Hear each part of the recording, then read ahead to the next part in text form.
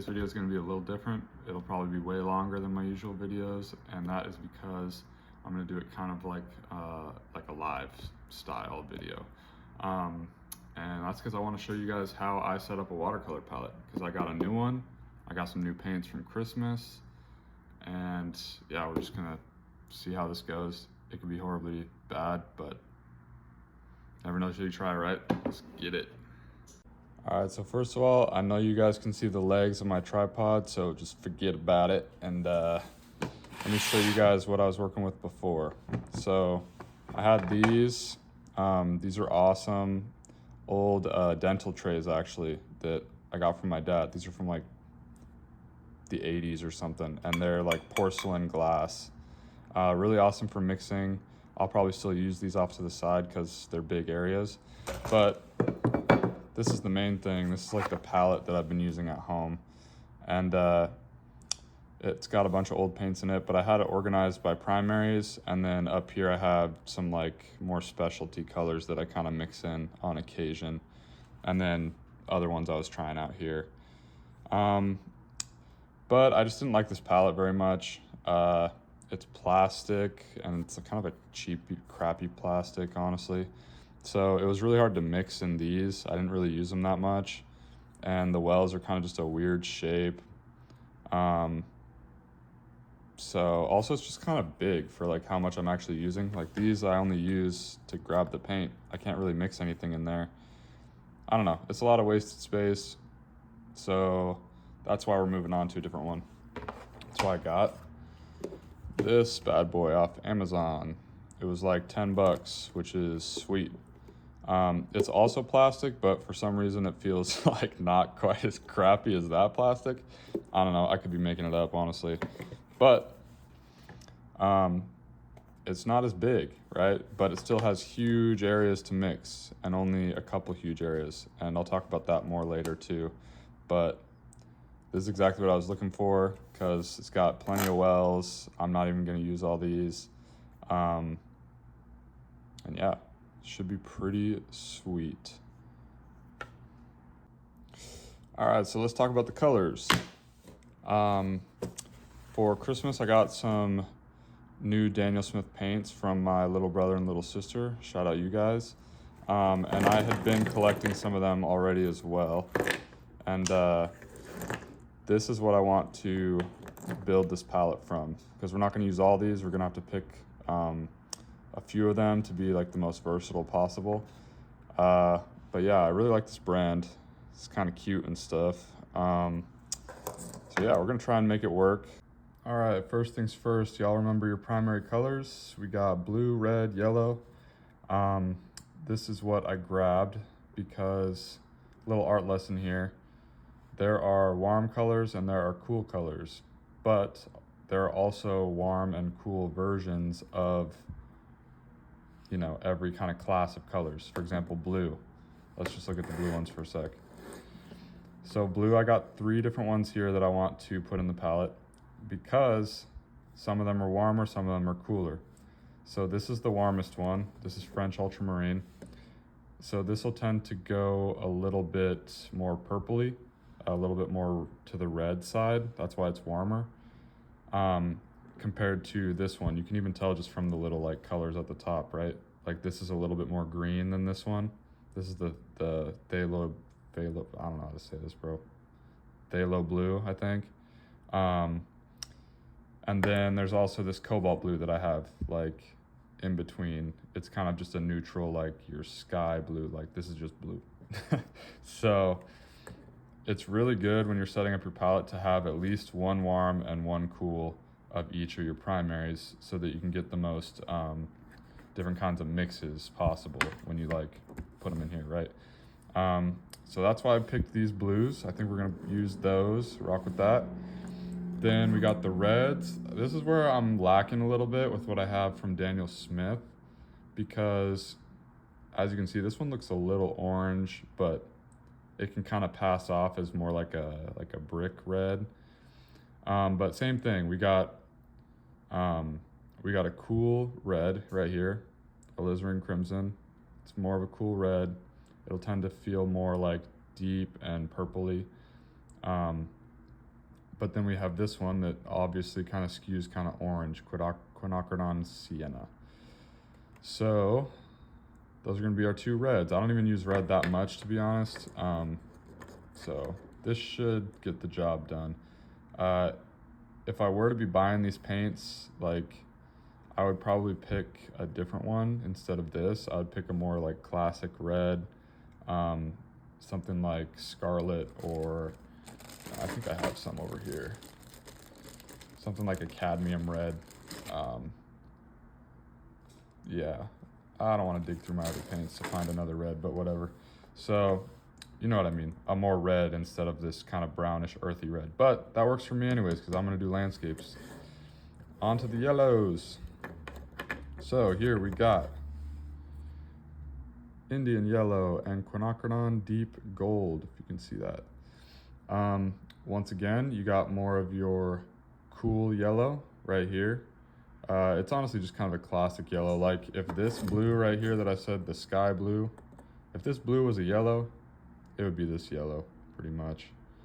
So that's just really good for mixing in all types of different ways, whether you're trying to get like foliage or trees and stuff like that, or like really intense sunsets. This one will be a heavy lifter, I think. And then this is a warmer yellow. It looks super brownish red here, but when I've seen people use this, like on YouTube, it's really just kind of like a very translucent or transparent yellowy color. Like a little muddy yellow, but that works for me, honestly. But yeah, anyways, once again, a cool and a warm of the yellows. And that'll do it for our primaries. All right, this is what we have left to finish out our palette. So we're gonna have to narrow it down because, like I said, I only wanna get like 10 to 12. So we already have 7 for primary colors. We're gonna put them over there in the palette because we're gonna use those for sure. So let's start kind of eliminating things. First of all, we don't need any more yellows, even though this one's really awesome. I'll probably use it in some stuff on the side, but yeah, not gonna use that one right now. Lavender, same thing. I'll probably squeeze that out a little bit at a time, like when I need it, but also super pretty, works well. Get rid of that. So what we're gonna want here are things that are kind of like modifiers to our primaries, things that can do a little bit of extra something when your primaries can't really get there, you know? So, let's start it off with these because these came in a set. And I think they're really awesome. This is, let's see, let me like zoom in. We got Quinacridone Burnt Orange, Undersea Green, and Carbazole Violet. So you got like an orange, a green, and a purple, which are your secondaries, right? So these would make awesome modifiers. They're very earthy, well, except for this one. This is pretty like crazy. But anyways, you could get really easy, quick, natural greens with this one. This works pretty much like burnt sienna, which for those of you that don't know, that mixes, like artists use that a ton, especially mixing it with blues, so that they can make like strong grays and things like that, because like 50% of paintings seem like they're kind of just gray, if you think about it.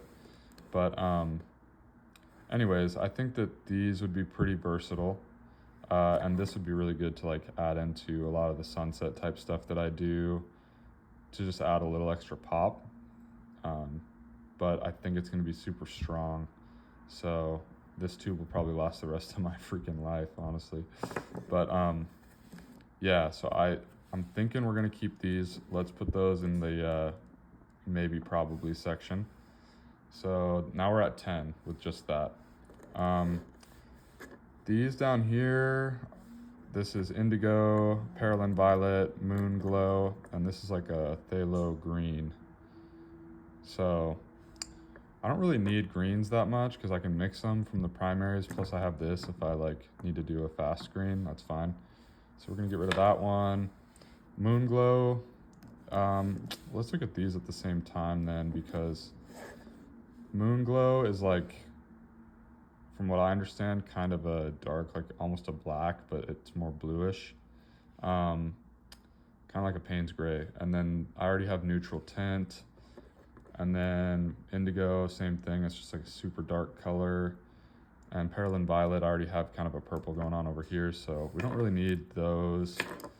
And between these two, if I want to darken something, right now I really like using neutral tint with landscapes because it's just classic. I don't know, it's easy. You can use it with any color. It won't make any weird, unforeseen mixes. So I'm gonna stick with this as like my darkening agent, which is super important.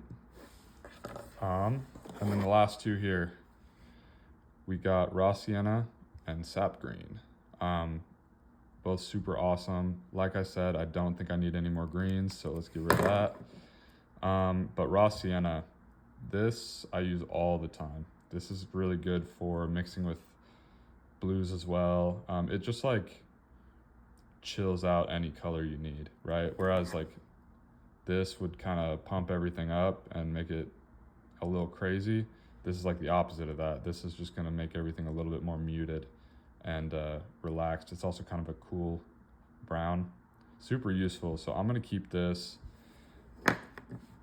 And I think we're just gonna do all of these because I need a burnt sienna, I need a darkening agent, and these two are just gonna be kind of fun on the side. So yeah, let's see what we got. Now that we've talked all that talk, this is what we got. We got 12 different colors, I'm pretty sure. 2, 4, 7, 8, 9, 10, 11, 12. Okay, yeah, we got 12. All right, we got our 7 primaries, and these are our extras over here. I already kind of set them up how I want to put them in the wells, just to kind of save some time. But the reason why I have it set up like this is I've got my primaries kind of separate. I have it from kind of warm over to cool, and then I've got my modifiers over here. And I think that's how it makes the most sense for me, because like I'm right-handed, I want to be mostly over here and then a little bit over there when I need it.